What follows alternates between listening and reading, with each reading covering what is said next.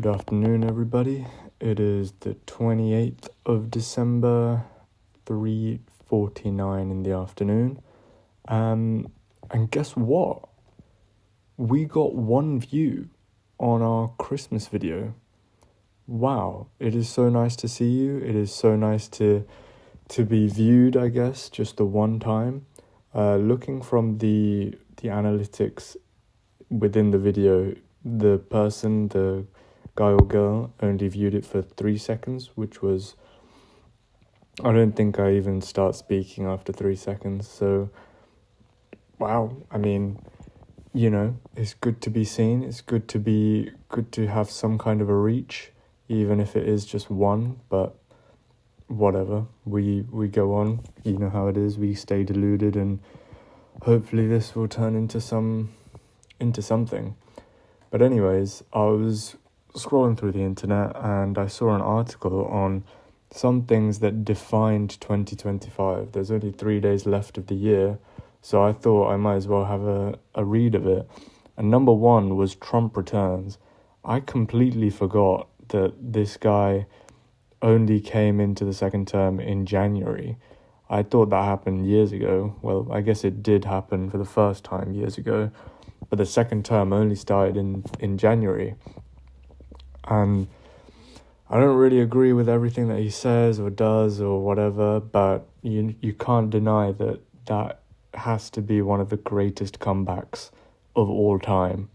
Like, this guy could have gone to jail for 100 things, but each time there was another case, he seemed to get more followers, which is insane.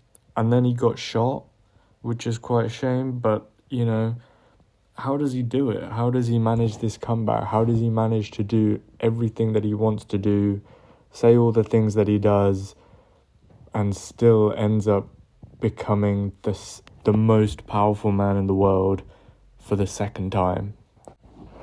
And then kind of leading on to that first point was the global trade war, where he imposed waves of tariffs on imports and on entire industries that were deemed strategic, like steel, aluminium, and copper.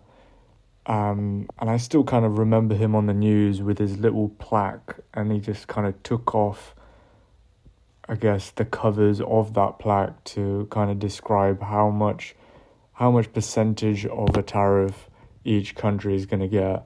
And I thought that was quite funny because, this is the most powerful man in the world, and he is just in front of everyone holding a little cardboard thing that kind of dictates the entire economy going forward. So that was pretty funny. And then number 3 was the new Pope. Again, it seems like a lot of things have happened in 2025. The new Pope, the first American Pope, following the death of his predecessor, Pope Francis. And it says here that he became the 267th head of the Catholic Church after a less than 24-hour conclave. And that word again, conclave, that's quite cool, I think, because it's etched in secrecy and tradition. No one knows what goes on in there unless you're an archbishop, I think it is, or a cardinal, probably a cardinal.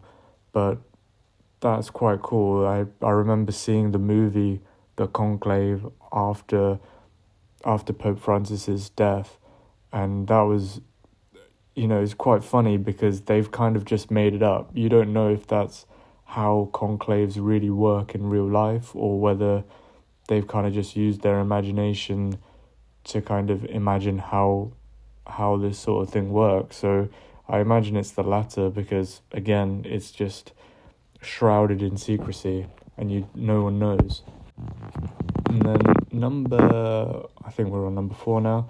Number 4, on the 19th of October, there was a spectacular Louvre robbery, which is things of movies, I think, and it looks like they fled on scooters with crown jewels valued at 88 million euros, though they dropped a diamond-encrusted crown on the way. And apparently these guys dressed in workers' vests and used a furniture ladder to get into the museum. I don't know if you've ever seen it, but there's so many experiments or social experiments online on YouTube where people just go into cinemas and museums and other such places with just a vest and a clipboard. And because of that outfit, because of what it kind of symbolizes, people just think that they're normal guys coming to take the meter reading or something.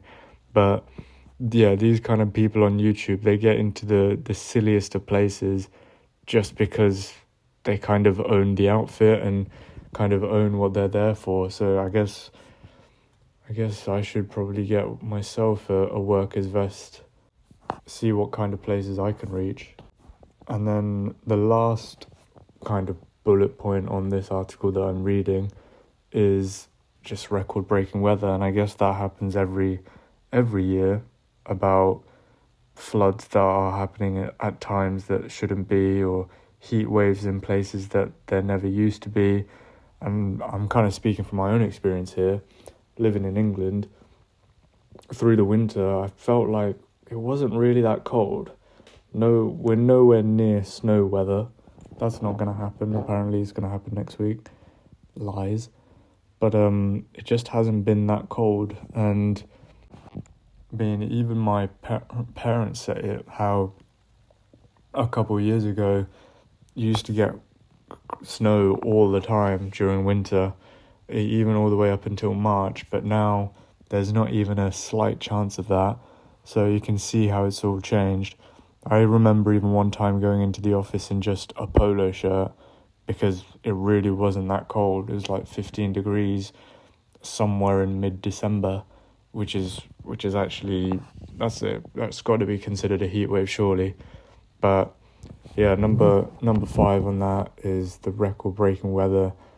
Extreme weather events are becoming more frequent, more deadly, more destructive due to climate change. And I think the most recent example of that would be the devastated region of Jamaica and Haiti and Cuba and that kind of Caribbean area. Hurricane Melissa, apparently, that's her name. And I think we hear it all the time now so much that we think it's normal, but in the US, a lot of fires sparked by lightning led to the closure of the north rim of the famous Grand Canyon in mid-July. And even in Europe, in France, wildfires. I swear there was wildfires even in Scotland as well. That might be a lie. I'm sorry if I'm a liar, but I swear I've heard of that. But anyways, that's a little overview of 2025. Hopefully bringing to mind some things that I know I've forgotten about. Maybe you've forgotten about it as well. But we'll see what 2026 brings. I'm not really proud of myself right now. I'm not keeping any promises that I've made to myself, but hopefully 2026 will bring about some change and a bit more consistency. I don't know if I should do this kind of live stream thing, one take voice memo every day, but it's cool to see that we got our first viewer. Well done, guys. Thank you to my one viewer who probably won't see this, but hey, 0 subscribers still, not bad. But we're going to stay deluded and see what happens. So on to the next one. I think it might be my tags. I think that's how, maybe it's not my tags, I don't know. Maybe I just don't have, it's a completely new channel, so, and with 0 publicity, with 0 social media kind of funneling any attention towards this, so we'll see how it goes on after a year. But anyways, see you later.